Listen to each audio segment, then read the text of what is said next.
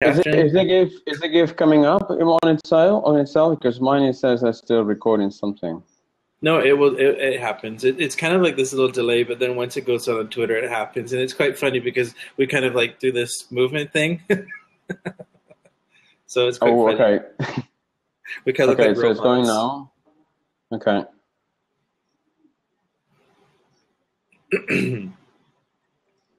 And Just give me 1 second I'll while let okay, I'll let you send that out there. Hello, Joanne from Montreal.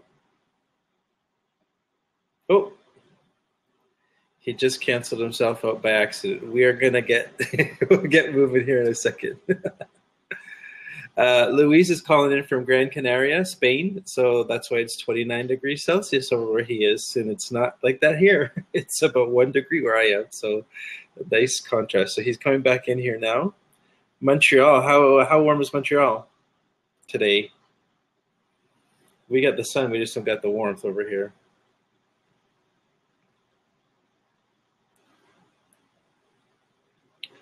So we're just coming back in now with Luis.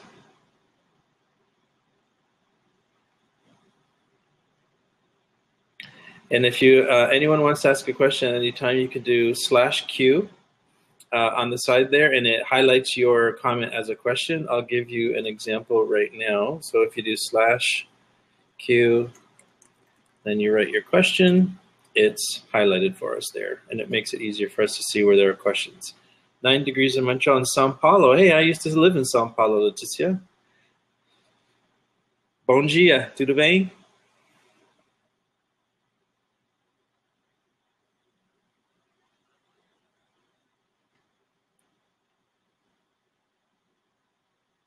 Oh yes, boa tarde for you.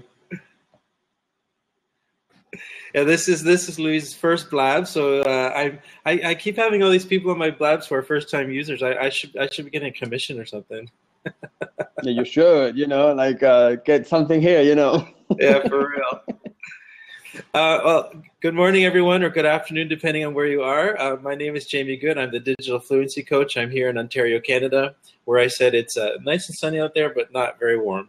So, but it is a gorgeous day out there. And we've got Luis Suarez with us today. And if you would mind telling us who you are, what you do, and everything, that would be great, Luis.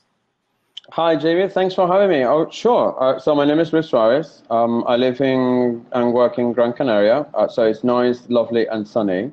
So no cold, I work in the area of social business and digital transformation, and I work as an advisor. So I help organizations, whether it's large corporations or small businesses, to make sense of what it is like using social networks for business and identify networks and communities as a new operating model versus whatever traditional businesses have been doing, hierarchical, top down, and everything else, right?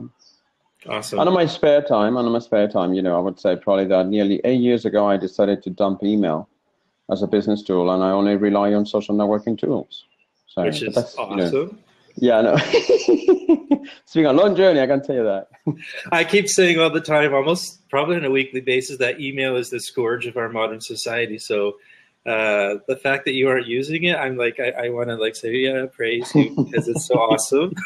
I can tell you that it's possible. Most people nowadays will tell you, email. There's no way that you can go ahead, without email and everything else. So I say, of course, it's just a matter of building a methodology and a habit out of the inbox versus inside of the inbox. And that's, after that, it's just picking up whatever it is that you do for work and start, doing it kind of thing. But, we can talk about that later time. Don't worry.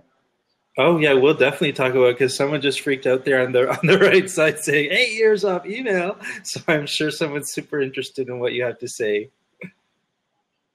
Don't worry, it will come. Sometimes, my experience is, when you talk about an email, it can be very visceral because most people cannot see their life without email. Even when they go on vacation, they still do email, right? And what's happening is that they feel that it's a full frontal attack to the way they work and the way they live. And no, when I started this back in 2008, it was just for me an opportunity to say, I'm not productive enough with email anymore. There are a bunch of social digital tools out there that I want to try and see if I can, not only make a living, but, have a productive work life. And nearly 8 years later, here I am, receiving 6 emails per week from people who refuse to give up on it. And I thought, like, you know what? If that's one a day, I'm okay. But it's true that the vast majority of the other ones, or the other interactions that I do, in the dozens or whatever, they're happening on social spaces. Right? And I think your favorite is Twitter, correct? It's yes. Well, I'm doubting a little bit because lately Twitter has been doing some weird stuff, But yes, Twitter is probably if I say top 3, it's on the top 3 list. Twitter and Slack, and another one that I use just for work purposes, which is called Connections. Those probably would be the 3 main ones that I use. And Twitter, for a good number of reasons, is probably the number 1 by far. I titled this blab chat today, Unfollow Everyone on Twitter, because that's your most recent digital experiment. 8 years ago was no email. And then recently, I think it was August, September this year. Yeah. And I think it was towards always, you get bored, you don't know what to do, so you decide to unfollow everyone on Twitter, And hell, English. Exactly right. Oh, that's so funny because that's what everybody does, right? Oh, let me just. I know, but there is a point. One of the things. I mean, the work that I do back in the day, I had just this hat of being a social computing evangelist, right? You're one of these champions or ambassadors, and one of the things that you're used to is play. Play and explore with tools and take yourself to the limit. And I actually did another interview around employee engagement, and I defined that about hacking oneself and how capable are we of hacking ourselves in terms of how we do our routines and how we work and everything else. And, I started with no email in 2008. Then a little bit later on, I deleted my Facebook account, so I no longer use Facebook. I no longer use LinkedIn. And on Twitter, I had this very well-built methodology around using lists, right? Which I love. It's probably one of the most underutilized, most powerful features on Twitter at the moment. Totally agree. And I decided, you know what? Why don't I take that as an extreme for the next experiment? And I stopped following everyone on Twitter. And instead, I moved people into 3 major core lists that I currently use now. And see how it goes, see how it plays out for the next, 3-4 weeks, I thought to myself, and it's now been 3 months nearly, right? And I love it. I mean, it's transformed entirely the way I view Twitter, completely. Oh yeah, I can imagine. It's so one of the things that I was, it didn't surprise me, but it was intriguing for me is that when you wrote about the experiment of deciding to unfollow everyone that you had, it was quite an emotional experience. And one of the things that I loved and I could very much see is that when you go down through your list and decide to unfollow everyone manually like you did, you start getting memories. You remember when you first connected to that person, conversations you might have had. And I think that is quite an incredible experience. So how was that for you, like the emotion part of it? Because I know you struggled with your ego. Yes, the emotion was all down to ego. Right, and not just my ego, everyone else's ego, right? Because when I started unfollowing everyone, the first initial reactions that I had with people was like, "Why? What have I done? Like we were friends, I mean, my God, what did I do wrong?" I said, like, "You haven't done anything wrong. It's me, it's me." So it's funny, but I keep telling people that it's amazing how much.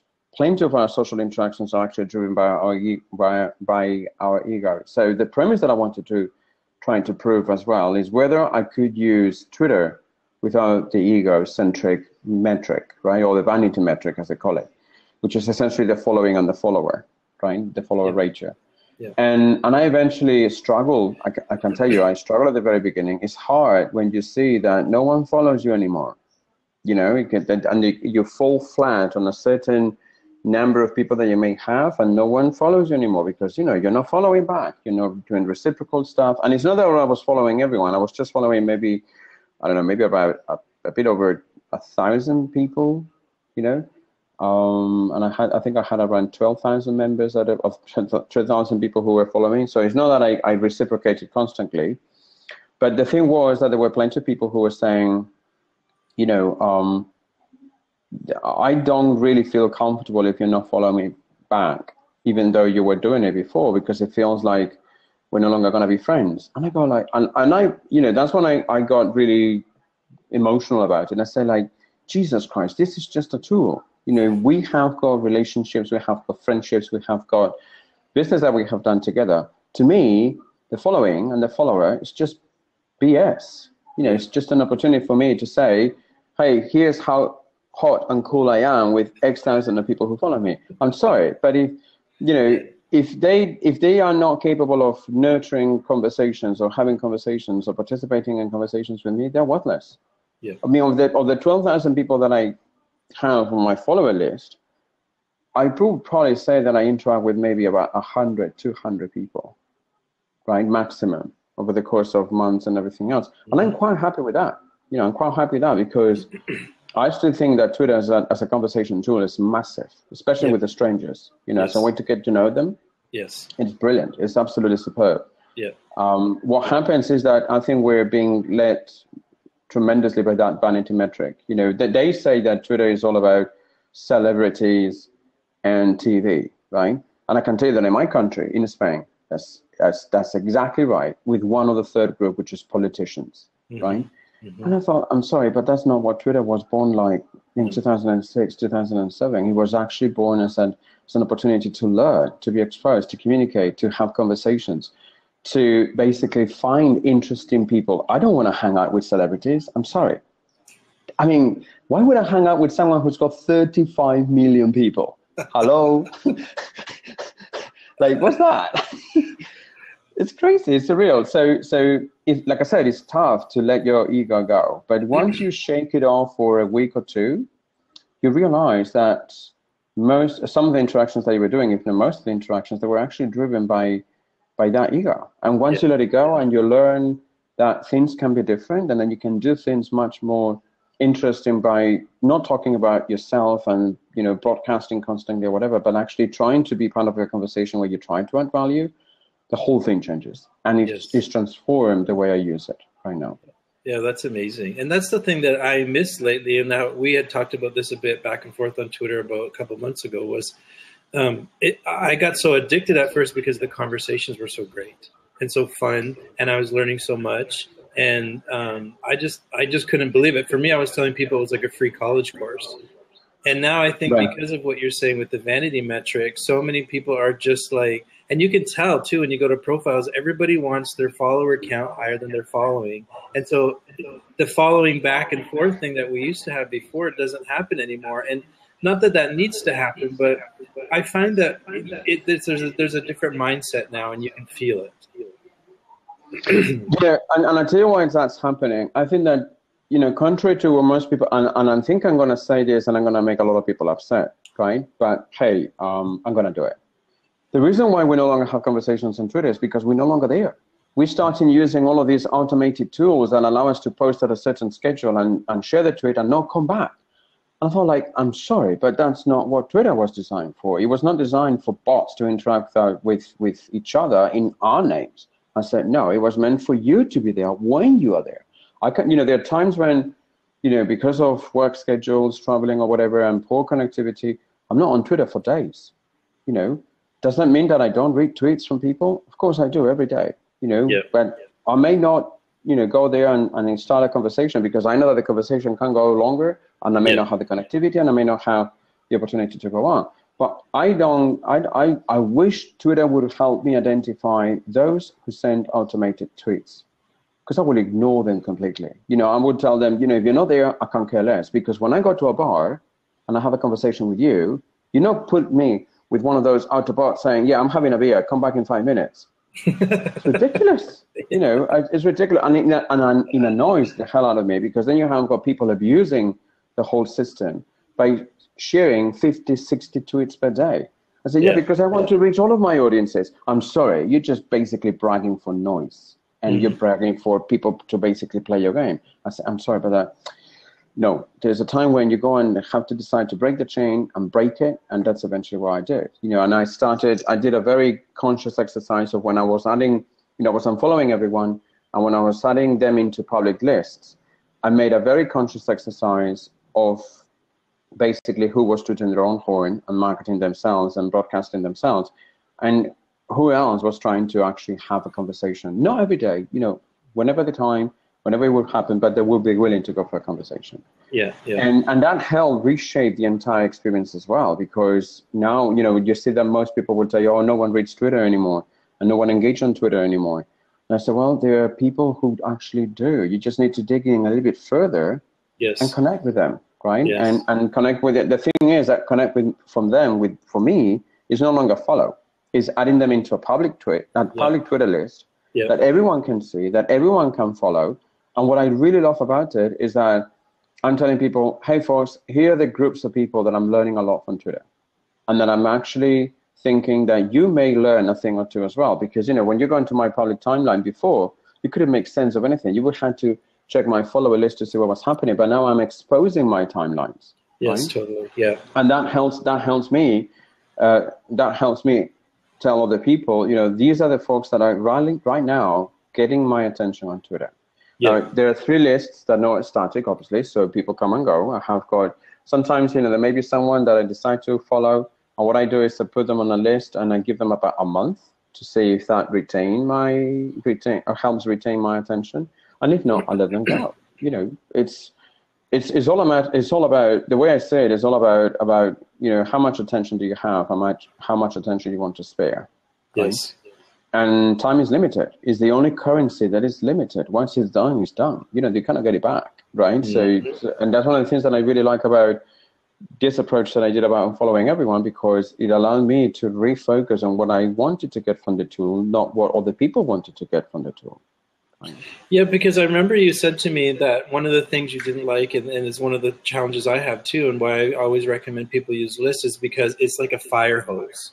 Yep. You just get bombarded over and over and over with like, oh, the best way to grow your following. Oh, here's how to make money on Instagram. Oh, here, like just all this like noise. And one of the things that I'm intrigued about this too is because I've been using lists for, I don't know, maybe 2 years now. I don't ever go to the home stream anymore.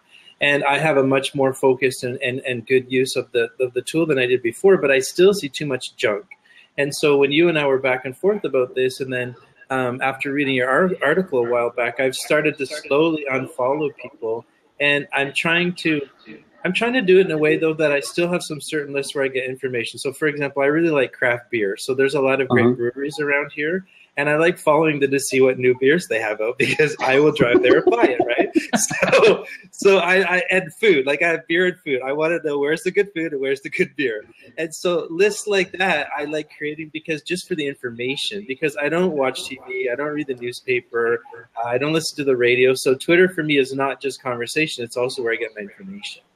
And so, oh, go ahead. No, go ahead. Sorry. And so I see the point of unfollowing people for sure. But for me right now, I'm just trying to figure out, so how do I like unfollow and put people in certain lists? And I do the same thing as you too. I'll follow someone for about 30 days, and if they don't give me any value in 30 days, gone.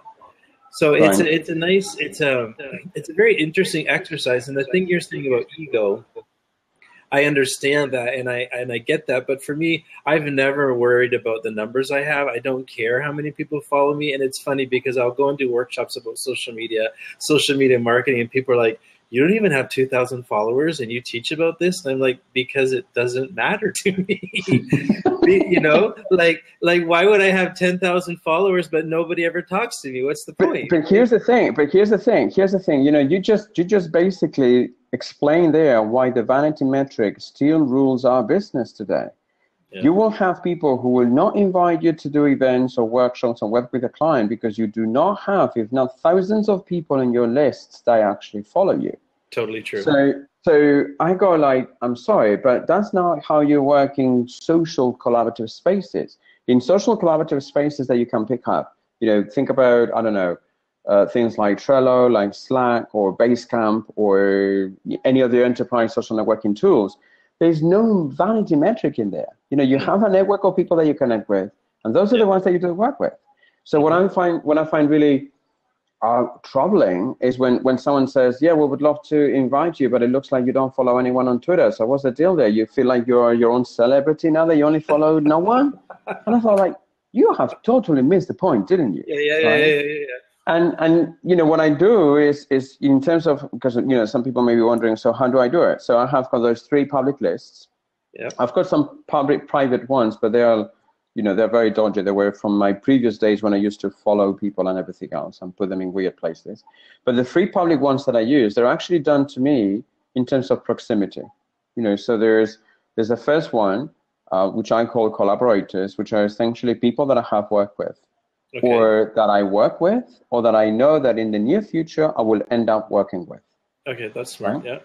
And so that means that they're people that I'm really interested about what they're doing. You know, about what they're finding interesting, what they're blogging about, what they want to have conversations about, and everything else. Then the second list are the groups of people who I consider cooperators. So people that I know that I will be cooperating with, or that I have cooperated with in the past, on something very concrete, not necessarily just work, but maybe something like, you know, writing or participating on a conversation or whatever, right? And it's more, it's a bit loose in terms of the relationship, you know, the people come and go kind of thing, right? And I call that cooperators because it's not like a long-term commitment to work together, right? Whereas where collaborators had that. And then the third list is the third one in the proximity, so the farthest, and that's the one about people that I learn from. You know, people that I would want to go and meet up at a coffee bar and have a conversation and say, hey, what do you think about this? And based on what they have to say, I will add them on my list and learn from them, right? So the way I work with them is no longer just like, you know, following on unfollowing or whatever. It's just basically people who I have put in 3 lists that define what my interests are, and then I expose them, and then I participate in the conversations with them, right? What is really interesting from doing that kind of ordering of your timelines, because you go from one timeline to multiple timelines, is that you don't go and check them all at the same time. You know, depending on what you need to do and what your interests that you may have, you may go to one to the other, right? But what I find really intriguing is not necessarily how you behave, but it's how they behave. Because, you know, they know that you no longer follow them, but they know that you read them. And that tends to freak them out a little bit, right? Because they go like, yeah, okay, so how do I know that you're reading me if I'm not, you know, if I'm not certain you're following me? And my approach has always been, you know, if you're on the public list, I will read you. You know, it may take a few hours, it may take 1 or 2 days, but I will read you eventually, right? The problem is get onto those lists, right? Yes. And what is interesting from that approach is that it helps people, funny enough, it helps people refocus on what they really want to share. Yes. So people become a lot more mindful, a lot more, you know, should I really share this versus just that, you know, mindless listicle obsession that we seem to have in terms of, you know, top 10 productivity hacks or whatever. And what it does is it helps me and it helps them work harder towards providing value. Which is fantastic. Yeah, that's fantastic. And I think you also mentioned, and this is one thing I missed because I switched to Android, is that I don't have Tweetbot anymore. And Tweetbot is the best Twitter app, I believe. And I think for what you're doing is perfect because of how you can organize and view your lists and create your list as your home timeline, for example, etc. I really miss that, and I've talked to people about this, and apparently the guys who do Tweetbot have no interest in ever doing an Android app because they're such Apple fanboys, which is unfortunate because I really miss that app. I actually held on to my iPhone for a while after getting my Android because of Tweetbot, because it's such a fantastic app. It is, and you know they just released version 4, which basically kind of like gets every of the other apps that they had previous versions on the same level, right? So whether you're on the iPad, whether you're on the iPhone, and the experience for handling lists is just superb. Fantastic. I love it. Yeah, you know, there's a limitation. There's a reason why I picked up 3 lists and say I'm going to stick on with 3 lists, right? Because on Tweetbot, on my timeline is one of the lists. Then one of the buttons on the bottom right, that's the second list, and then I can toggle between one and the other, so I don't have to fuss around with multiple columns and everything else. And when I have got like a tiny screen, which is my mobile device while I'm on the road, just makes life so much perfect sense. And I tell you what, I'm hoping that as more and more people continue or make more use and heavy use of Twitter lists, that the Twitter product guys, they realize the huge potential they have on that hidden gem that no one uses or hardly anyone uses, but it's so powerful.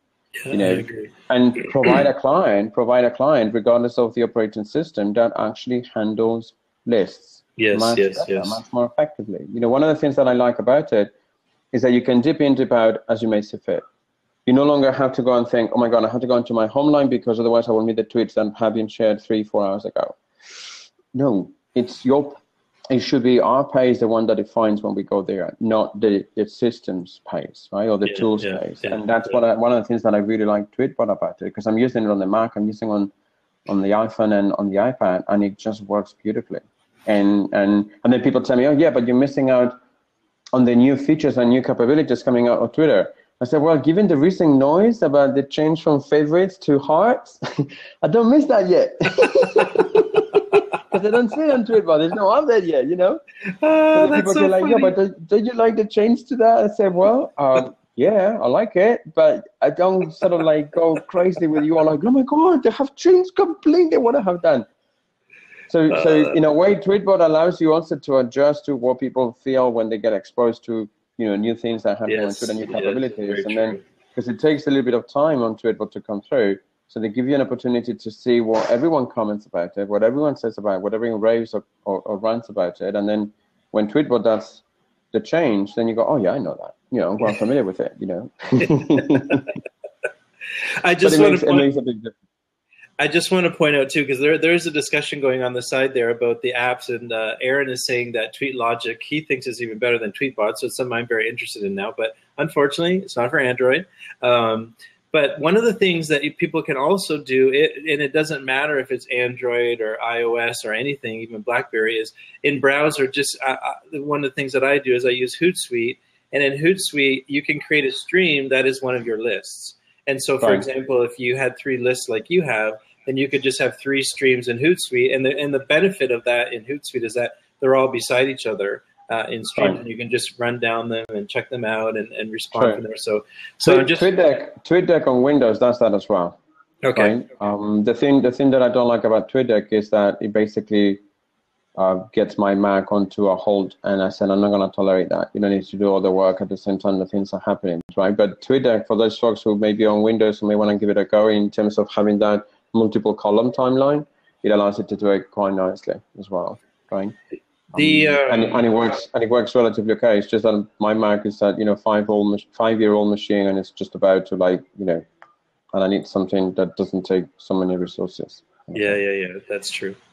So one thing I just don't want to miss. There's been a few questions on the side here. So before we get too far up on the stream there that we can't even see them anymore, Leticia from Brazil was asking. She's in São Paulo actually. She's asking why you jumped off LinkedIn, and I know this is going to take us on another little a stream away from Twitter right now, but I just don't want to. I want to make sure we answer her question. So why did you decide to abandon LinkedIn? Well, I blogged about it in a couple of blog posts, but the main reason is that LinkedIn owns everything that I write on LinkedIn, including my profile, and that's a luxury that I don't want LinkedIn to run with. The terms and conditions of LinkedIn are so vicious against the end users and their customers that I find it very obnoxious that they're still alive as a company. And I know that I'm saying very strong words, but no one should own the rights of your own content than yourself. And LinkedIn apparently thinks that they can own yours. So I said, I'm not going to give you the luxury. I deleted the account about 2 years ago. I haven't walked back ever since. Okay, that's they're trying to make some changes about it and become a little bit, on the loose end and everything else.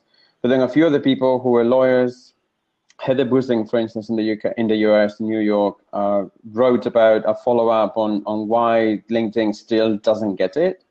And I said, I'm fine. I don't need an account anymore there. And 2 years later, I don't miss it. I like the content that I write, and I like to keep the rights of it. Don't That's give a them great your to answer. LinkedIn. That's a great answer, and I agree that their terms and conditions are the craziest of all the social media platforms. And by the way, congratulations on 10 years of blogging. Thank you. That's Although awesome. that's the actual WordPress blog, because I have been blogging for longer than that. I used to have a corporate blog on my former employer, and started blogging in 2002. So that's 13 years. I will be making. Wow. But that blog That's, alone has got 10 years. Yes. that's awesome. That's so fantastic. I know. Um, I keep telling people, like, remember blogging, that thing that we used to do like 10, 15 years ago? And then people tell me, really? You did that? well, Oh, you do that still? You know what's amazing is that there's all this new stuff that'll come along, right? Like Snapchat is so huge, and then Blab is coming up the ranks now, and there's all these things. But blogging has always been there and stays there, and it doesn't go away. When people tell me, why do you still blog? And I said, well, because it's my home. It's my extended brain. It's where I reflect on things. It's where I put things down on paper, right? That I like to come back at a later time. Frankly, I don't know any of these social networking tools, and it's going to be there in 10, 15, 20 years from now. My blog will still be there.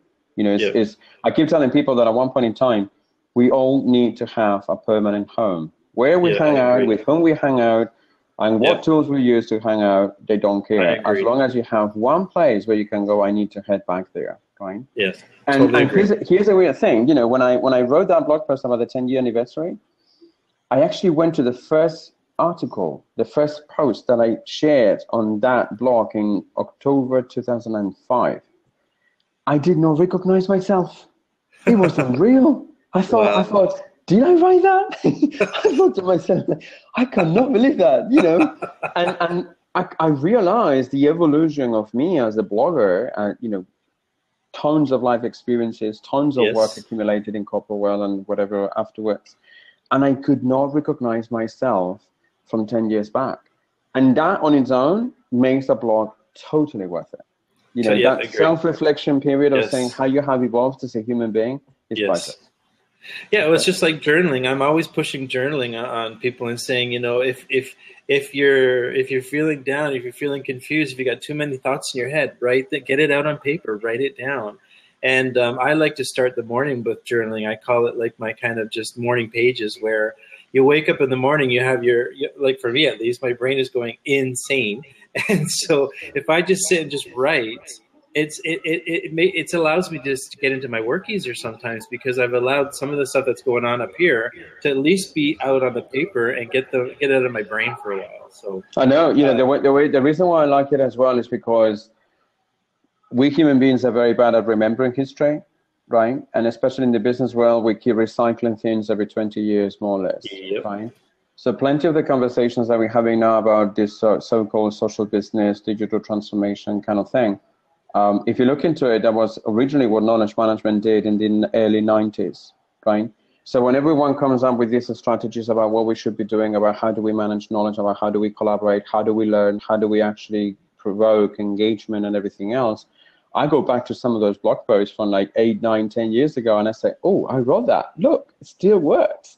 Awesome. That's awesome. People go like, oh, really? Did you guys talk about that? I say, oh my God, you should know. I know people who've been doing what I'm doing for 45 years, and they're still doing it today, right? So I mean, like back what I said, having that permanent home is something that you can always refer to, is something that you can always link to, is something that you can always get back and refresh and figure out still is valid or not. And if it is not, then, do something about it, right? And that's why I keep telling people about, journaling, blogging. You need to have that space, which means obviously you're going to have to sacrifice some of the presence that you may have on social tools, because you cannot be everywhere. While you're blogging, you may not be on social tools.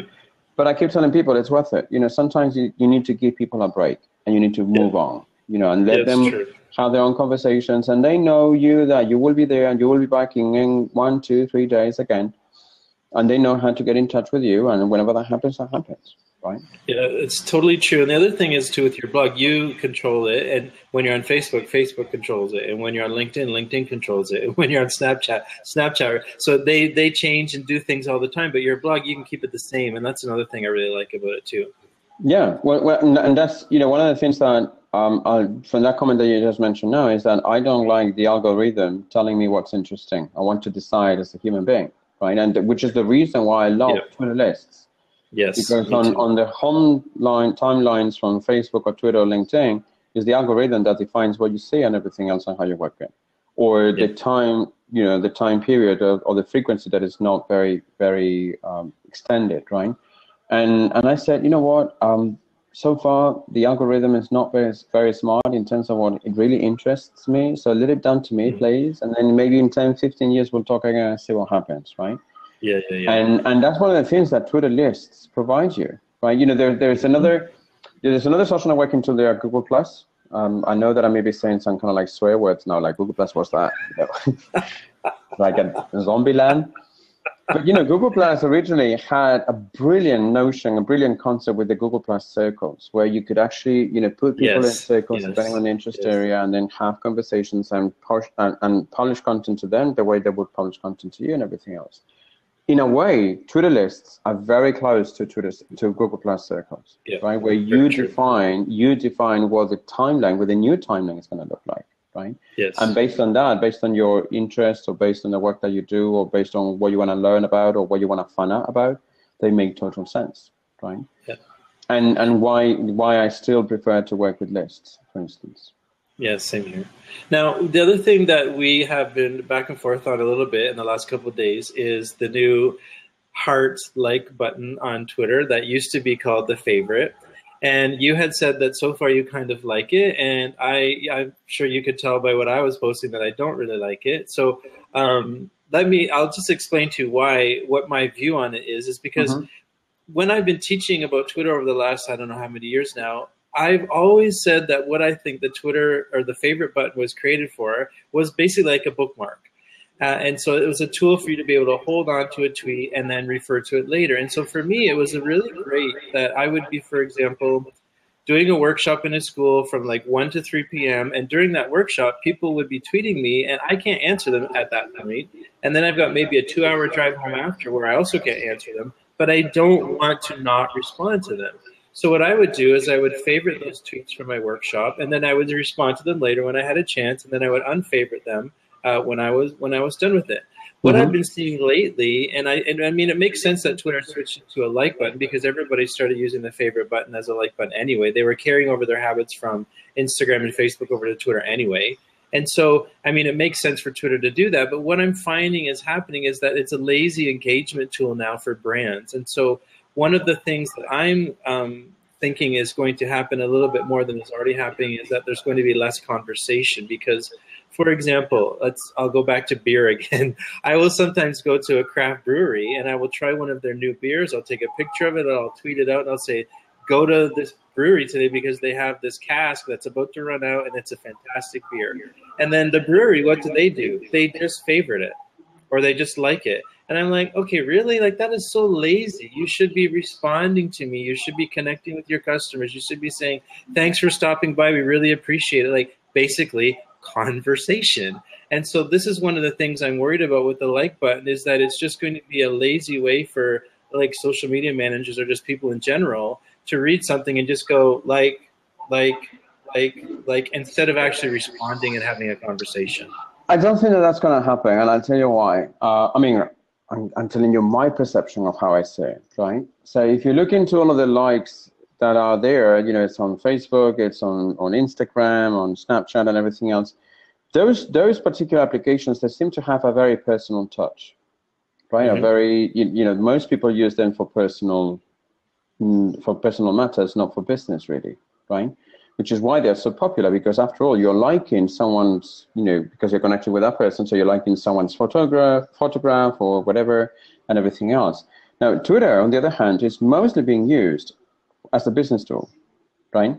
So every time that a brand likes something, they're sending hearts to that thing. They're not going to feel comfortable with that because there's a build of a culture shock in here saying, I'm giving hearts to an executive that I don't know that just basically said this message from a brand. Oh, that's going to feel very awkward and very uncomfortable, which means that we're going to do a lot less hearts than we did favorites before. So it's going to help us smarting up the discourse in terms of, okay, I'm going to give you a heart, but, you know, it needs to be like really hard, you know, like something that I heart, right? Not something that I'm going to do mindless engagement. So I think that we're going to see a lot of that. In fact, I'm seeing it from the list that I work with. A lot of people are using the hearts a lot less than what they were doing before. And I suspect that it's because of that business connotation. And before, you know, favorite was just very impersonal, because you could use favorites for everything. But hearts is emotional. It's when it touches that little thing that we have got here, right? Now, here's the thing. So you may say, so do I like it? I love it. I think that, you know, plenty of the vitriol that's been going on Twitter, all of the hate speech, all of the bullying, all of the, you know, ranting that's been going on, whether you take any kind of field or whatever, it's been done because it didn't have the emotion. Now you are touching on emotion. I cannot see a bully, for instance, hearting a tweet from someone. You know what I mean? Whereas on a favorite, I saw that constantly just to get their attention into their networks, into their timelines, and say, you know, this is my next target. You know, bullies now and haters are going to have a tough time to think about that. And they're not going to go that easily on it, because they're going to go and say, well, now I'm actually showing or expressing an emotion, which is a heart, versus before the favorite, that could be anything. I mean, I know people that use the favorites as a like, as a bookmark, as a read later, as a way of acknowledging, right? So someone says, oh, thank you very much for that. And you say, oh, you're welcome, you just basically favorite. So we're going to see that redefine completely, and we become a lot more focused and a lot more scarce in terms of how we give those hearts out. And my initial reaction right now is that I'm liking it quite a lot, because I see how people are turning around from lots of ranting that was happening before, and now they have quieted down a little bit, right? They have become a lot more conscious about, hey, if I'm doing this, I'm going to be associating myself with an emotion, whereas before it was just basically go for it, right? Yeah, so I think it's going to help us. I think it's going to help us become a lot smarter in terms of how we use it. What I don't think Twitter realized about it is that most people use Twitter as a business tool, and we are not carrying out the emotion that we had from Instagram, from Snapchat, or from Vines, or from Facebook, or whatever else. And I think it's going to blur work and life over the course of time. I don't mind that either. I mean, I keep telling people, if you don't bring your heart at work, you better stay at home. Yeah. You know, you're a whole person. You cannot just go and decide, I'm going to leave my personal thing at home while I go to the office, right? So Twitter is going to help us, funny enough, become a lot more emotional in the good sense of the word when we use the tool. We're going to become a lot more mindful of how we use a particular feature or gesture in Twitter, because it sends tons of messages. I mean, I see lots of messages where I go like, oh yeah, I'm going to heart this. You know, I'm going to like this because it feels like you want to contribute something, right?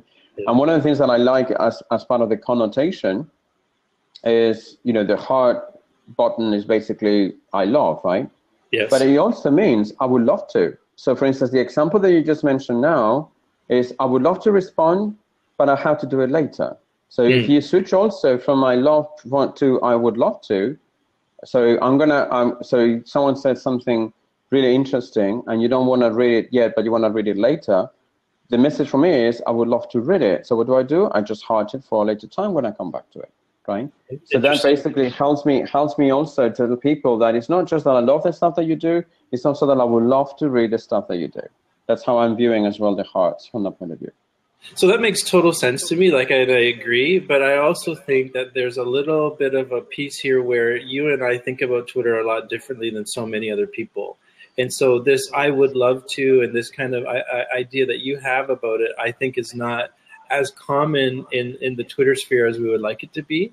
So I'm very curious to see how this works over the next, like few months or so. Like you're right. Like right now, still people are just freaking out and reacting about it, as opposed to actually thinking about it and contemplating what it could be used for. But I tell you what. I think that we have to play a role in here, right? Those of us who have been using Twitter for a long while, for 5 to 6, 7 years, who would consider ourselves power users. We need to come forward and educate people and enable people, right? I think that one of the main problems as to why Twitter is struggling now in terms of getting new users is because there isn't anyone there that can help you. That's true. To figure out how you get on, how you move on. would you recommend as people who you could follow? And I don't mean the follow Friday. The follow Friday is bollocks, and excuse my French, right? Totally It's something genuine of saying, here's my party, and I'm going to introduce it to the people of my party. That's what you need to do as a Twitter advocate, as a power user, to help people understand how you can get the most of the potential of the tool. And I think that we will have to do a lot of educating from that point of view to show and demonstrate the actual power of the tool. You can eventually, Twitter, you can use it for everything. You can use it as a personal learning network. You can use it for work. You can use it for getting up to date with the news in the industry. You can, global events, catastrophe events. You can use it for basically everything. So our role as power users is to eventually educate people on figuring out what use cases they would want to go and exploit with Twitter, right? And put them into practice and learn from that. One of the things is that there isn't anyone there that can, give me a little bit of hand holding when I first use Twitter, right? So if you go into twitter.com as a new user, it feels very intimidating because there isn't anyone there that can help you out. That's the traditional role that, for instance, when you're working in communities, that's a traditional role of the community facilitator, someone who guides you initially till you can be independent and add your input or your value or whatever into the conversation from everyone else. But we need to have that helping hand, because if we don't have that helping hand, people will continue to struggle. And frankly, when I was traveling when the whole Hearts favorites came up, and I saw some pretty leading industry leaders in this space bitching about it. And I kept wondering, people, it's just a button.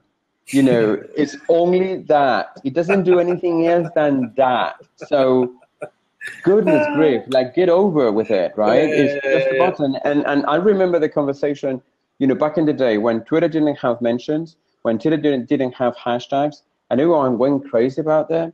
And everyone thought, oh, yes, I could make use of it. But this is exactly the same thing. It's not a situation, I don't like it. It's more the situation about what can I do with it to like it, right? Because the initial gut reaction, I'm sorry, but that's not going to help me. And I tell you, it was funny because I had on one of the Twitter lists, I had all of this, I don't like this, I don't like this, and I don't like it. I said, really, people, are you saying that? Excuse me, let me run my eyes. I can't believe that you guys are saying that. And I think that it's all because we haven't, we haven't basically stopped to think, how can I use it, right? Yeah. Or how will it change, or how will it change the way I have using it so far, and how can I adapt to the new world? I don't think that has happened enough, right? No, it hasn't. And not just for their lives. I think that mostly for the tool itself and for plenty of other tools for sure. But that's one of the dangers I find with social media, and I've been talking about it lately, is the fact that it creates this atmosphere of low to no emotional intelligence, and we have these reactions that are so quick and so immediate before thinking. And so, for example, we'll see a news article, and everybody will all of a sudden jump on this police officer or something for something without knowing actually what the story was. And I think that's one of the things that happened last week with the heart button. Now, one of the things that I really love that you're saying there, though, is in terms of helping people learn, that was one of the things, as I mentioned, that I loved when I jumped on Twitter, is that I was surrounded by this community of people who wanted to help me learn how to use the tool, learn how to do blogging, and I was like, this is amazing, all these helpful, amazing people. I don't see that anymore. And you're right, when you go onto Twitter now, and you just sign up the first time, what does Twitter do? It tells you to follow Kim Kardashian, Taylor Swift, Justin Bieber, and all these useless accounts that won't give you any value and won't make you stay on the platform for a lengthy period of time if you do what they suggest you. So I think that's a very good point in terms of just the education of the tool and how to make use of it, how to provide value, how to receive value, and all of that. And that's what I've been trying to do over the past few years, but it is difficult when there's so much noise out there. And I really hate that Twitter keeps pushing me to follow these useless accounts that are not going to ever give me any value. But I know that even though you have your 3 public lists, that you probably have 1 private list that's called Kardashians, right? You have that, right? Pardon? I have what? You have your 3 public lists, but you have 1 private list that's called Kardashians, right? No. Excuse me? I've got decency, you know. I couldn't resist. See, I wanted to get that facial reaction on camera, and I got it. No, it's all right. Don't worry. No, but I'm gonna. So here's the thing. You were asking, back again when you started using Twitter, you feel that people used to help each other a lot more. And I tell you why. That was the time when the early adopters came into the tool. Yes. That's when the early adopters figured out what the tool was, how they could use it, and how they could help out other people. And that worked really well until the early adopters decided that it was time to move on to the next shiny object. And then you had the masses coming on board. You know, the Kardashian followers and the Justin Bieber that I see there on the chat as well, and everything else, right? And that's when we lost the thread. That's when we lost it because, people still keep coming on Twitter, new users, and that group of early adopters has just disappeared into the thin air through the noise, right? And that's why, we need to do that conscious exercise of helping other people out in terms of, I want to use Twitter, so how can I get started with it, right? And so, there are lots of things that you can do. Just tell me a little bit of what your interests are, what you would want to do with it, how do you see using it on a more or less regular basis, and then we can suggest things about, some people that you might find interesting or the things that you would want to go for and everything else, right? And from there onwards, it's just that learning curve. And one of the things that I learned from Twitter from the very beginning, and this was like 2007, is that there hasn't been a single day where I learned something new from Twitter, from what people share on Twitter, right?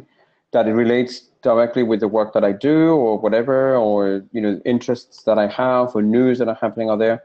So it's a massive learning environment. The problem is that most people are not using to learn, they're using it to broadcast their messages because that's what they want the world to know. And that's a problem because there's a point where you get tired of being exposed to broadcasting machines on a regular basis. So what you want to do is you want to look for something a bit more meaningful, a bit more dialogue, right? Yes, totally true. And that's where then people will ask, like, okay, where do I go? And there isn't anything there that can guide me other than being told to go and follow some celebrities or whatever. Right? Yeah. And I think that's where Twitter probably could do a lot more in terms of those recommendations, in terms of that guidance, in terms of, practical user guides with quick steps in terms of, here's things that you may need to look into, right? Yeah, that's very true. Or look into, establishing some kind of community leadership roles, in terms of how you can help people adjust to that new learning curve, right? And I think that from that point of view, lists are brilliant because all of a sudden, one of the things that I learned from moving into Twitter lists completely is that all of a sudden, my use of Twitter started to resemble tremendously Slack and how I use Slack. In Slack, I don't care about the vanity-metric. I just care about the conversations that we're having to get work done. And in a way, the Twitter lists are just that. Slack works like in channels, right? So you could actually view each of those Twitter lists as a channel where you just dive in, see what people have been talking about, see if you can contribute, see if you can learn something. And after that, you can just go and move on, right? That's what I really like about the shift that I have done with unfollowing everyone, because it allows me to focus no longer just on the people, because I'm still following them through those lists, but also on the conversations that they're having or the information that they're sharing that can provoke a conversation. And yes, sometimes you basically see someone who shares a message out and you want to engage in a conversation, they ignore you, okay, we're busy. And it happens a second time, and it happens a third time, and it happens a fourth time. On the fifth time, you're off. I'm no longer interested. You're not going to keep up with even just maybe having a tiny conversation about something that you actually share because you want to get it out there. To me, you're telling me that you're not going to be into my list, right? Yeah, and that's why they're dynamic lists from that point of view, right? And eventually what you do is you fine-tune them to a level where everyone that comes up on those lists are people that you have interacted with throughout the whole time. Right? So it's no longer really strangers that they come through all the interactions that they do. So that's when you can really get the most out of it because you no longer feel like you're trapped in this vacuum where no one can help you. Everyone can help you. Or at least, everyone who knows you now can actually help you. I really love that you say that too, that it's their dynamic list where people move in and out of them depending on what they are doing with the tool. There's someone here who's going to come in on this open seat. I'm going to let him come here. His name's Jed. I think he might have a question for you. Go ahead, Jed. Hey there. Hey, Jed. Hey, good to see you guys. Yeah, where are you calling from? Let me hop in. I'm in Chapel Hill, North Carolina, USA. Awesome. Yeah, I Still thought loading for me. Can see Jed. Okay, here's Jed. Jed, go ahead. I think I can hear you now. Talk. Am I delayed for you, Luis? No, you're perfectly right. I just find you there. Okay, great. Yeah, so this was a very intriguing topic for me to pop in on. It's always a conversation among people who have, like, once you get past 1,000 followers, your Twitter stream becomes really kind of hectic and crazy. And oftentimes people tell me they don't want to follow any more people when they get to that point. And I tell them that I think that's a mistake. I think you should, and you should continue to follow people who are interacting with you. And Luis, I completely agree. If people are not going to interact or engage back with you, there's no reason to continue following those people, for sure. But I would caution against just adding people to lists and then arbitrarily unfollowing them, right? Because the point for me for Twitter is to have that two-way channel of communication. Yeah, I'll subscribe to CNN headline news tweets maybe to get some news and won't expect interaction there. But for the most part, I'm looking to interact with people in two-way communication on Twitter. But you can do that through Twitter lists, right? I mean, no, the I don't tweets think are exposed to you. Yes, you can. If you're not following them back, it's like having a conversation with somebody whose head is turned from you. No. Absolutely, not at all. I think so. No, not at all. The thing though, and this is a concern that I have with some people along the lines of what you mentioned, Jed, is that people say, okay, but I may have something that I would want to share with you a bit more privately. So if you're not following me, I can no longer direct message you. And I said, that's true, but that's also why I opened up my DM, so anyone in the world can send me a direct message on Twitter. So talking about conversation openness, that's as good as it gets, because anyone, whether they're on my lists or not, whether I'm following them or not, they are on my direct message list, and they can get in with no problems. And then people tell me, oh my God, but that means that you're going to be spammed every single day with thousands of messages. I get probably about 2 a month. Well, I use lists exactly like you. Once you have a few Twitter followers, it's almost impossible not to use lists if you're actively using Twitter to engage with people. But I do feel that when I am communicating with people and people are communicating with me, I feel it's not going to impact my tweet stream. I don't look at my Twitter main stream, like when you log in and you get all I don't need to have something that's a curated mainstream, right? So I think it's good to be following people who are communicating with you and reaching out to you. I think it's a sign of showing somebody that you are interested in having continued contact with that person. And it doesn't impact my Twitter experience in the least, as you've just described by using Twitter lists. So I think having communications with people on social media and following those people that are communicating with you is appropriate etiquette to do on social media, rather than have an account that has many thousands of followers, but you're following one person back. I think that shows a pretty arrogant sign back to those people who would potentially be interested in communicating with you.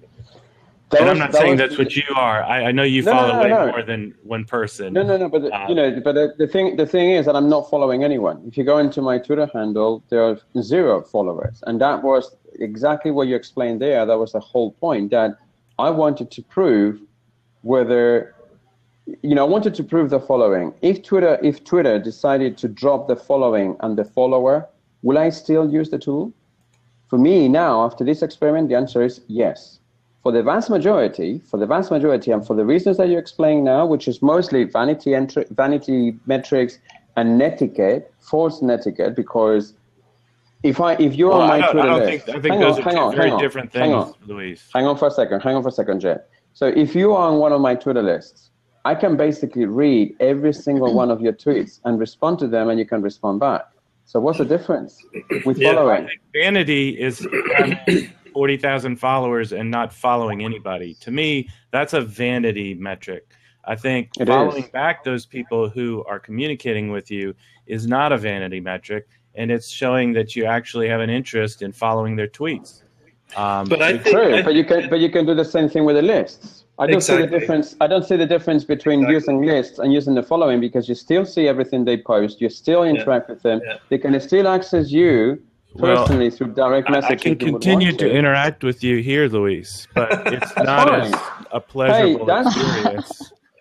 I like the back of your head. I like the back of your head. But I'm happy to listen to those tweets that I'm paying attention to. But because I'm not following you, you have no idea if I'm listening to any of your tweets at all. No, but that's not true, Jed. I think what Louise has done is actually, I would say, a better way of paying attention to people. So if you happen to be one of the people on his 3 lists, you know he's paying attention to you, and you know that he's looking at what you're doing, and he's actually going to see a lot more of what you're tweeting because his lists are so much more focused. As opposed to having 1,000 tweets a minute come through his stream, he's going to have a limited amount, and he's going to be able to see what you tweeted 4 hours ago, which you wouldn't be able to do otherwise, because he has you on these focused lists of a smaller group of people. And if you are included on one of those lists, you know that he wants to hear what you have to say and he wants to interact with you, as opposed to just following you, which I don't think when someone follows me, it means that they actually care about what I want to say. But if you're going to put me on your list, I know that you want to hear what I have to say. And I think that in doing that, Louise is actually showing a more focused approach to getting the value from the people he's following and vice versa, and that they can see that as well. Because when someone follows you, it means nothing. But when someone puts you on a list that only has about 60 to 100 people, you know that you have been chosen by that person as someone that they want to listen to and interact with, and that's exactly what I would challenge you on the assumption you're making that people know that when you follow them, it means nothing. I would say that for most new Twitter users, being followed by somebody is a really important deal. It's a big deal for me when somebody follows me, and if you don't think it is, but it's just ego, though. Missing out. It's just ego. To you, that might be the case, but I have several people.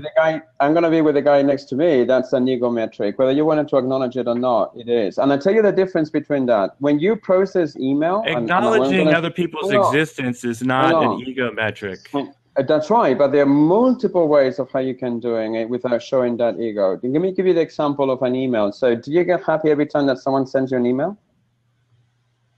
Well, that would depend on what's inside that email, for sure. Right, this is exactly the same thing. I do get happy every time Colleen sends me an email. Not everyone that follows you, hang on for a second, not everyone that follows you is someone that is going to be rewarding to you, right?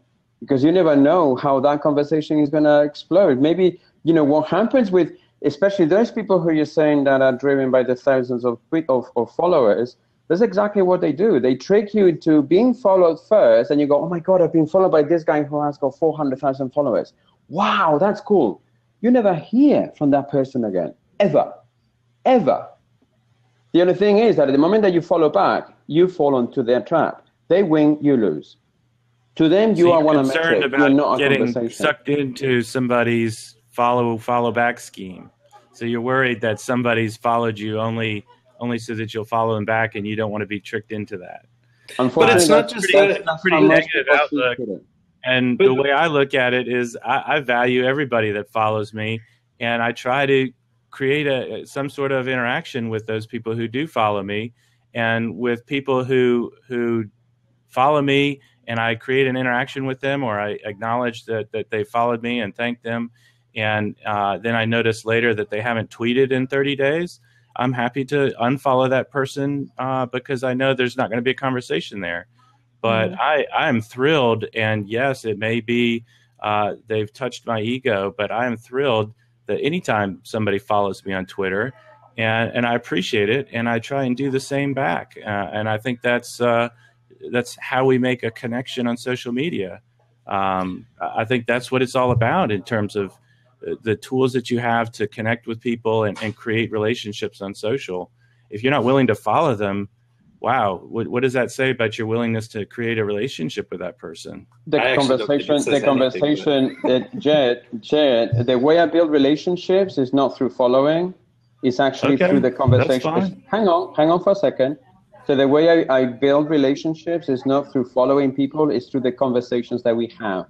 If we cannot have a conversation, it's useless for me to have a following or me following other people. It's as simple as that. If you cannot have an interaction with someone where you can develop that conversation, you're not going anywhere. And frankly, for that kind of conversation building, whether you follow or whether you use Twitter lists, there's no difference. It's exactly the same thing because you're exposed to everything they tweet and they're exposed to everything you tweet. Well, I'm just here to let you know there is a difference. And for somebody who starts getting on Twitter and has 10 followers and you're their 11th follower, that's a big difference. It's a big difference. If you have 1,999 followers and you get a 2,000th follower, I know pretty much everyone I know who's got 2,000 followers, they remember getting that 2,000th follower because now they can follow more people again. So it is a big difference, and it's meaningful to people. And hang on, but that's a Twitter limitation. So now the algorithm is dictating who you're following, and if you don't follow a certain number, you won't allow to be followed anymore. I'm just telling you, it's meaningful to be followed by somebody on Twitter. Not necessarily. It is. I'm telling you right now, it is. It's meaningful to me. I disagree. It's meaningful to other people who start on Twitter. No, I'm curious. It's frustrating not to have any followers on Twitter and not to have curious. I'm curious to hear what Colleen has to say because we had her sitting there in silence now for like 10 minutes already. So Colleen, what we have you join here and then you haven't had anything to say yet. So how would you like to put some input into this? I'm going to probably lie somewhere in between this conversation. I think, like I was mentioning earlier with regards to the new like versus old favorite button for Twitter, I think it's going to really depend upon the user and how, like Jamie, what you brought up about kind of using it as a bookmarking tool. I was doing that a little bit more, and I was actually doing it sometimes as a traditional bookmarking tool. Like if there was a link I saw there and I was like, ooh, that sounds really good, but I don't have time to check it out right now. Yeah, but now since they've changed it's changed it to the like button, and my initial thought on that was they're conforming to like all of the other platforms, right? So I didn't like it from that standpoint. I was like, okay, you just took away another element that made you unique. But I know that they were doing a lot of A/B testing prior to rolling it out. I actually have a few friends who were utilizing it for months, and they basically discovered that it was increasing engagement once they changed it to a heart.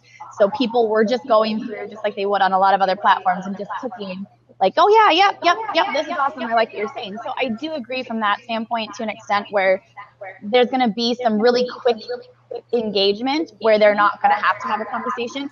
At the same time, I think for someone like me, I don't just use those types of things and then stop that conversation. But that's me. Everybody's going to use it differently. So now from a standpoint of using it as a bookmark, I've now started using the plugin because I use Pocket to save a bunch of links and whatnot. So now I made sure to enable that plugin on all of my devices. And so now I'm saving things immediately from a tweet into my Pocket. Now, for those, I might actually like those tweets less often because I might not have the opportunity to read the article yet.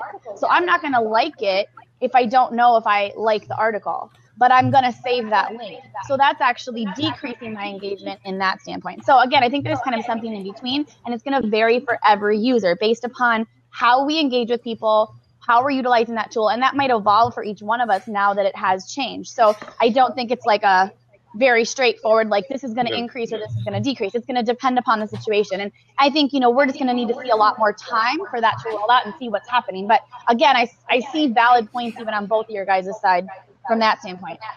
Now with regards to followers and the engagement on Twitter and whatnot, I again lie somewhere kind of in between. I see like what Jed is talking about, like having conversations with people that you're not following and whatnot. I sometimes, so this changed a little bit as I started utilizing things like Blab and Periscope, because I was starting to have conversations with people on other platforms before I actually started to interact with them on Twitter. So when I first followed Jed, for instance, on Twitter, and I don't know which one of us probably followed the other first, but when I chose to follow him, I'd already had communication with him on other platforms. I knew that I liked what he had to say, and I was going to be interested in the content that he was putting out there. So I chose to follow him. Whereas there's other people where I'm like, okay, I like this person, but I know that their content, when you look at maybe, you know, we've had good conversations on Blab, but maybe their content that they're putting out there isn't necessarily for me. So I actually continue to, I'll put them on a list, like a private list on Twitter, and it might be, let's say I met them on Blab. So they're a part of like my Blab community. These are people that I'm having conversations with. I might choose to follow them days, weeks, months later after I really do get to know them. And then even at that point, it's like, okay, yeah, like I follow you because I do really, I'm showing you that I'm following you because I like you as a person. Like you know, even if that content isn't for me, because again, like you guys, I have to use lists. Like, thank God I started using lists practically from day one, because it made it so much easier to, you know, I have a lot of different interests. I'm a craft beer lover. I'm a social media strategist. I'm a kind of like pseudo part-time food and travel blogger. Like I have a lot of different things that I like. I have to compartmentalize those things because I could never look at that mainstream now, even though I only follow half the number of people that follow me. Like it's way too busy. So yeah, like I said, I think it's kind of somewhere in between. I don't like the whole follow for follow tactic, like just a blanket strategy, because I don't think that works from a targeted following standpoint. But you know, I think there is a place for it sometimes. If you're someone like me and someone follows me, I you know, yeah, I get excited. I mean, I'm not like doing a little dance every time I get a new follower, but I look at them, I see new followers, and it's like, okay, who are these people, right? I know that there's some of them that are following me that if I don't follow them back within 48 hours, they're just going to unfollow me anyways. But if I look at them and I see that they're either someone in my same space, or there's some content there that I see that would be an interesting relationship. Hey, they found me. Let me see what they might have to offer. Then I might follow them, and again, do like what Jed said, say, hey, I go through periodically, and if I'm clicking on different people and I see that they haven't tweeted in a month, I'm like, well, this is kind of pointless for me to have you even sitting here anyways, because you're not putting out any content really. Now, to the point of Jed talking about, you know, having all these followers and not following somebody. And again, like I said, I'm kind of somewhere in between. I have, you know, half the number of people that I'm following versus who are following me. But there have been people in our space. In fact, I was at Periscope Summit with one, and I was talking up this one person, and this wasn't actually on Twitter. This was on Periscope. But I was talking up someone who I absolutely adore. I love her content. And when I started talking to this fellow social media strategist, and I said, oh yeah, you know, you have to check this person out.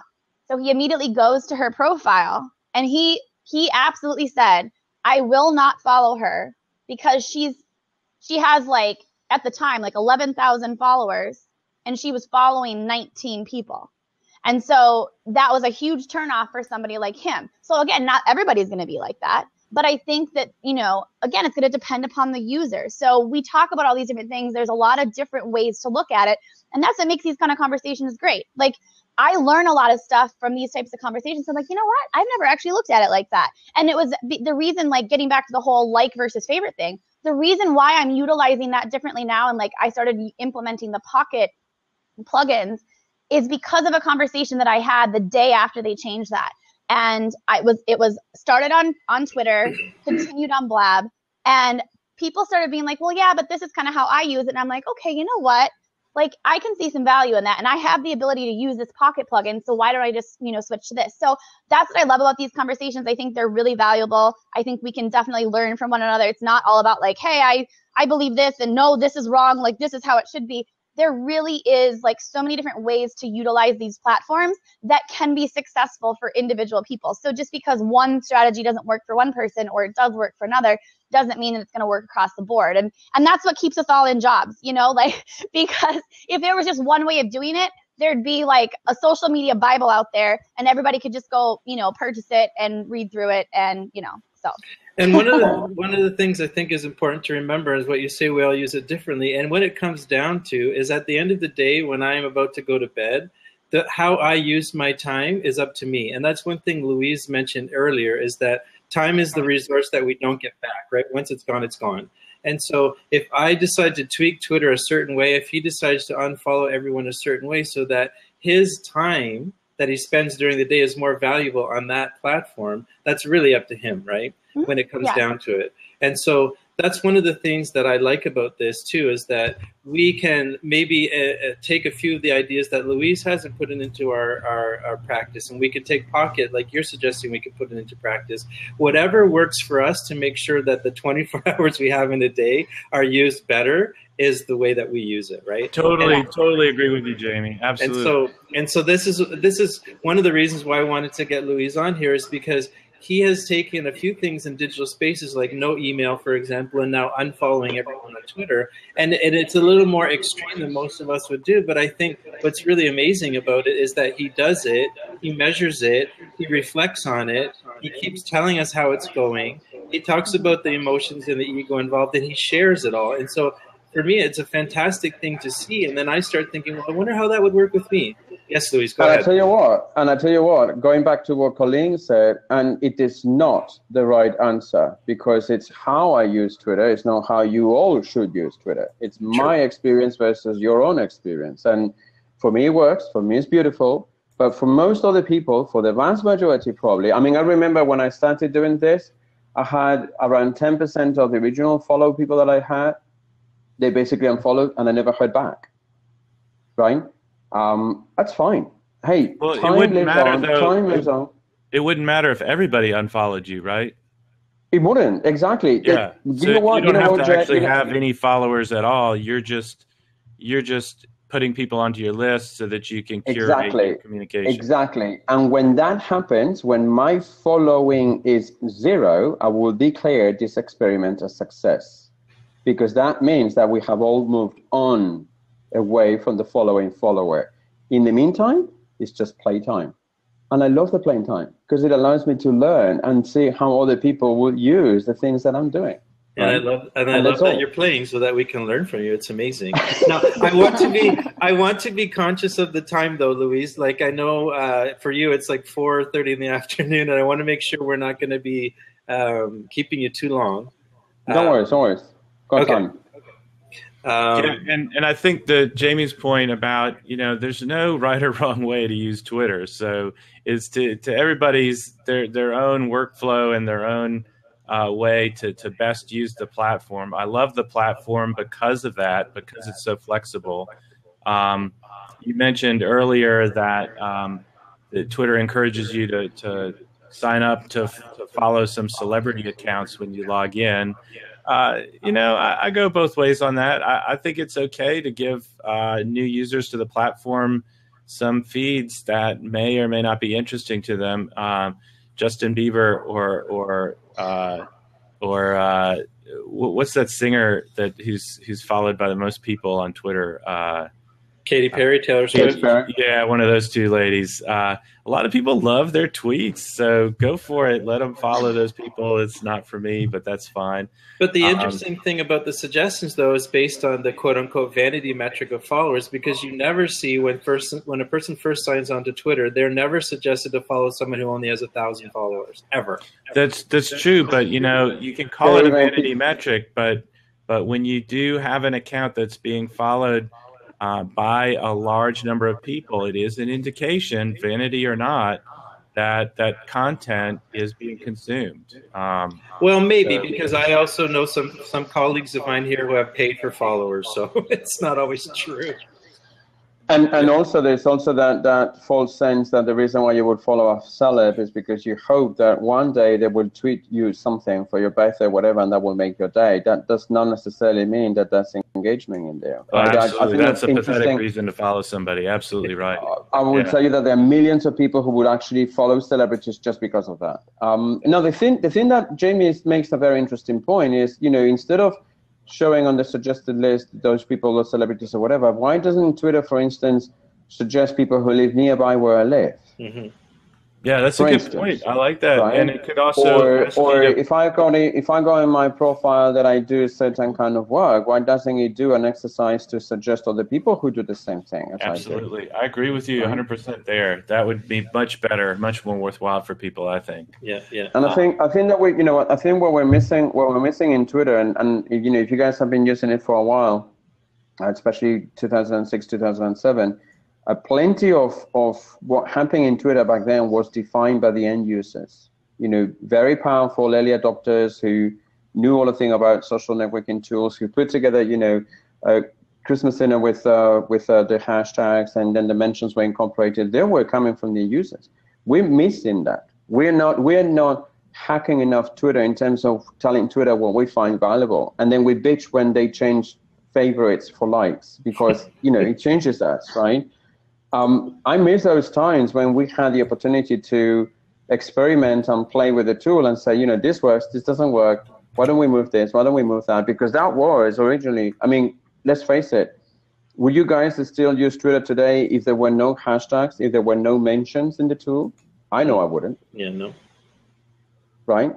And those are defined by end users, not by the Twitter product guys. That's right. That's a great point. So I think that part of my kind of like playing with the tools in this sense is to discover new ways of finding new ways of saying, this could be something that may attract other people to play around and hack around what they have been doing. And hey, like I said, it works for me. I'm not expecting to work for anyone, but I do know that when my my following goes to zero, that means that it succeeded. And right now it's still only 12,000 people, so I'm probably not succeeding as much as I think I am. Yeah, that's great. But it's part of that sense of reclaiming back our Twitter experience, right? In terms of what we find useful, and then make some hopeful, constructive noise about, hey, this is what we want to do with Twitter and how we want to use it. Well, I want to politely disagree, or politely not disagree, I guess, because I'm totally happy that you found a way that works great for you to use Twitter. So I actually have no disagreement there. I just want to share an alternative way of using Twitter.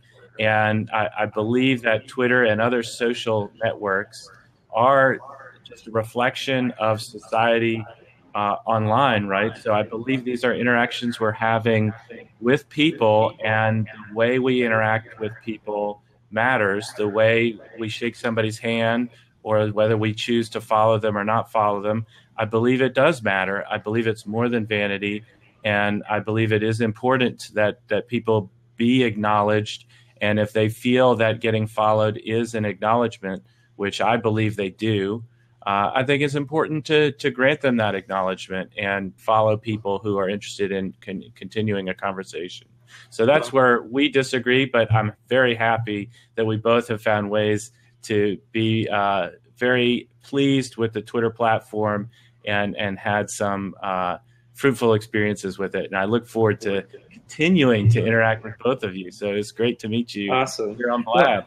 Just to point out, Jed, I did share the article that Luis wrote about starting this experiment on the right-hand column there, but I will include it in the show notes in my post after, so you will be able to. I've already got it up in my browser. I just haven't got a chance to read it yet. It's a long one. Get a couple of coffees there, because it's a long one. Get a beer, There's a lot of beer or meditation something. there. All right. Well, thanks for jumping in, Jed. That was awesome. There was a comment as well. There was a comment as well from one of the participants, Denmark 98, who were saying that the question is that Twitter actually doesn't listen to end users. So it's saying that it's not true, that Twitter actually does listen, right? I think I'm gonna be a bit skeptical on that one, because I feel that if Twitter would listen to the end users, it would not have killed the third-party developers and all of the movement of what they have done over the years. It would not have ignored the people who actually suffer from bullying or vitriol or vicious commenting or whatever else, it would have been a lot better than what it actually is. Mm-hmm. And I'm not saying, hey, perhaps they're listening, but I'm thinking that my gut feeling is that they're not listening hard enough or strong enough or loud enough to everyone else out there, right? Because otherwise we wouldn't be complaining about the user experience of Twitter. We would be loving the tool for what it is, and we don't. Yeah, I totally agree with that. Like, for example, they introduced that new polling feature recently, and I'm thinking, of all the things that you guys could add, why that? Like, you know, like, did you ask anybody? Did you actually poll people about the polling feature? Like, I know, yeah, and I was thinking, you know, if I mean, I'm not saying that polls are not, you know, nice, interesting capability, you know, because it gives you an opportunity to share an idea and have some gut feeling as to how people would react to it, right? So that's I think what most people would think about the polls. But in terms of fixing some of the major issues that it may have, it certainly has a lot of opportunities to change it, right? So there was this very long essay from Umair Haq, and I'm hoping that I'm pronouncing it right. But it was basically saying that the number one problem that Twitter has right now is how vicious the conversation has gone in terms of all of the vitriol that's going on, all of the hatred that is going on, all of the people abusing or being abused left and right. And I don't know. I don't see much coming from Twitter to address plenty of those problems, right? And it's sad that it's in a way killing, especially the conversation from people who are new to the tool, who feel very intimidated when they see all of that kind of unhealthy discourse taking place. Yeah. Right. Yeah, and it's funny, right? Because like of all the priorities you have to do a polling feature that in reality does not really work properly, because when you look at how long a tweet lasts in a timeline, I put up a poll at, let's say, 1 o'clock, maybe 10 people see it, and then no one's going to see it for the rest of the day, even though it's up for 24 hours. So what really is the point? Yeah, you would probably have to pin it.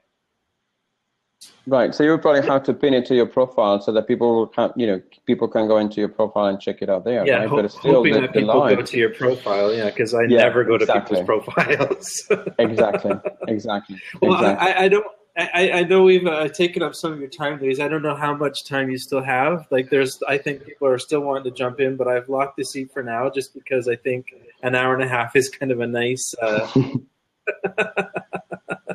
Well, I don't know if we have got, because the chat discourse has been going so frantically fast that I haven't had a chance to look into the questions. So I don't know if folks who are still listening, if they would want to ask a question that they had originally that we missed, and we probably could wrap it up with some of the questions that people may want to go for.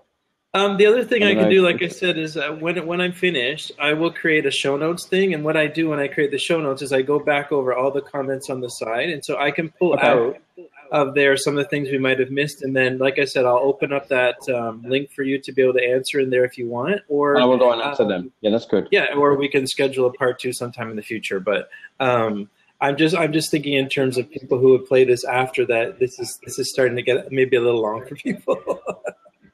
I know. And then, coffee is like in the back of the mind saying, I want coffee now. This has been very intense.